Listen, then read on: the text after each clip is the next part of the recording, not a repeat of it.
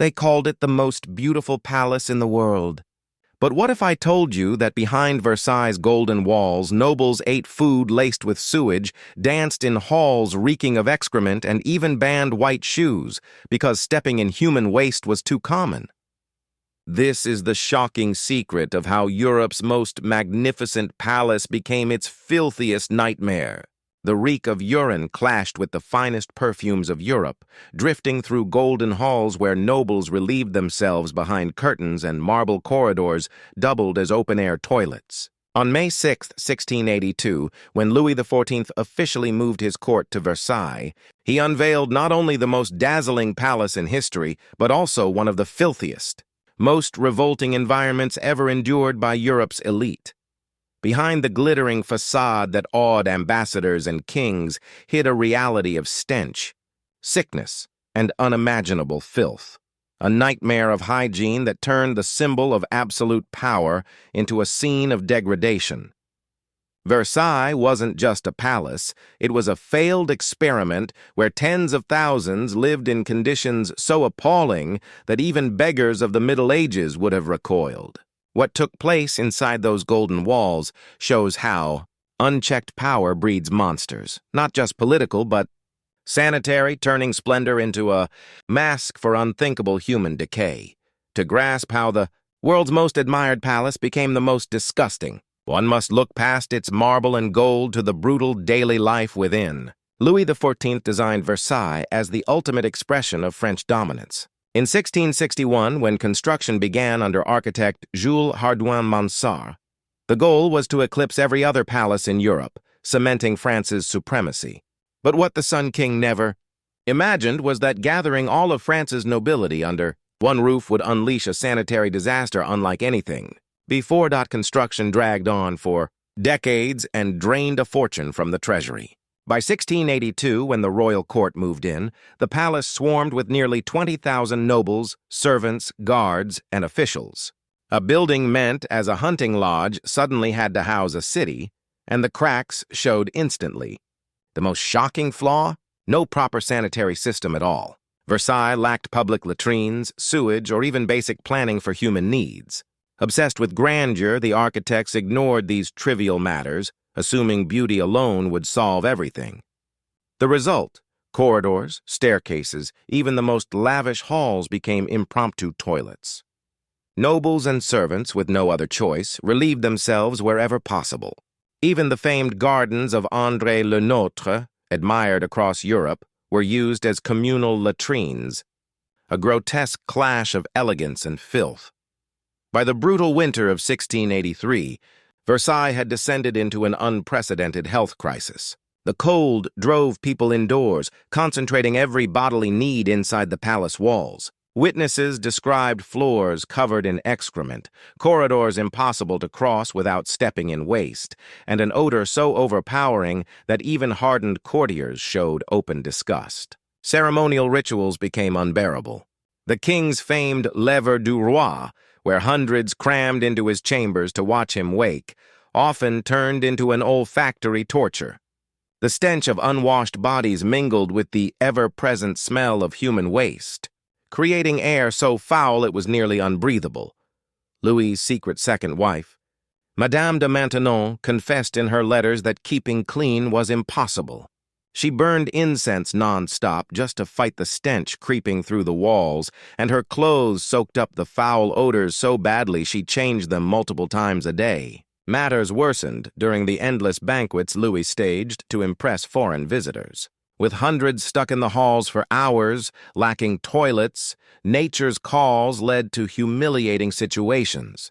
Foreign envoys even noted that some had no choice but to relieve themselves behind curtains or in corners. During official ceremonies, the king's sister-in-law, the Duchess of Orléans, recorded one shocking incident at a ball in 1687. In the middle of a musical performance, a high-ranking noble lost control and defecated in his clothes before the entire court. No one dared react. The silence itself revealed how far etiquette had bent to accommodate Versailles' disgraceful reality. The bitter winters made things worse. With water frozen in basins and no heating, washing was almost impossible. cleanliness slipped into medieval barbarity. By 1689, dysentery ravaged Versailles, killing dozens and leaving hundreds gravely ill, directly traced to the palace's filth. Yet Louis refused real reforms. Instead, he drowned the stench in perfumes and incense, a superficial mask for rotting conditions. For women, life was even crueler. Their elaborate dresses, heavy with layers and stiff frames, made attending to basic needs nearly impossible. Many endured chronic infections from holding themselves too long. Others had no choice but to urinate in their own gowns, relying on overwhelming perfumes to hide the shame. The food system at Versailles was another source of decay. The kitchens, placed far from the main halls, were linked by corridors where sewage often leaked and contaminated meals during transport. Food poisoning was common, worsening the intestinal troubles that plagued nearly everyone in the palace. Under Louis XIV in the 18th century, hesitant efforts were made to improve the situation. In 1728, private latrines were finally built, but only for the royal family. The rest of the court still had no proper facilities. This half-solution only deepened the divide between royalty and nobility, turning hygiene itself into a marker of status. Foreign visitors soon began speaking openly about the filth of Versailles. One English ambassador bluntly reported that the French palace, for all its grandeur, was livable only for those with dead nostrils and iron stomachs. Such descriptions chipped away at France's image as the pinnacle of civilization. In 1755, Madame de Pompadour herself revealed the extent of the problem. Climbing the main staircase, she stepped directly into human excrement, staining her white silk shoes in front of foreign envoys. The humiliation was so great that etiquette rules were changed. Light-colored shoes were banned at Versailles. The supreme irony was clear. The more dazzling the palace became on the outside, the more degrading life grew within. Constant expansions swelled the population without fixing basic needs. By 1770, under Louis XVI, nearly 30,000 people were crammed into conditions that had been festering for a century. Versailles' reputation as a den of aristocratic rot spread fast, feeding political unrest. Revolutionary pamphlets portrayed it as a golden sewer where the nobility wallowed in its own filth, transforming sanitation into a biting symbol of corruption. Marie Antoinette, aware of the scandal, attempted reforms in the 1780s. She ordered private baths for certain palace wings and demanded stricter cleanliness. But these gestures only enraged the people further, proof that she was blind to the wider suffering in France. When revolutionaries stormed Versailles in 1789, they uncovered not just the treasures of royalty, but also the stinking evidence of noble life. Reports describe a palace so saturated with odors that even its marble walls reeked. Cleaning crews removed tons of waste from stairways, corridors, and even gilded halls. The decontamination took months, exposing how decades of neglect had turned Europe's most magnificent palace into a biological hazard.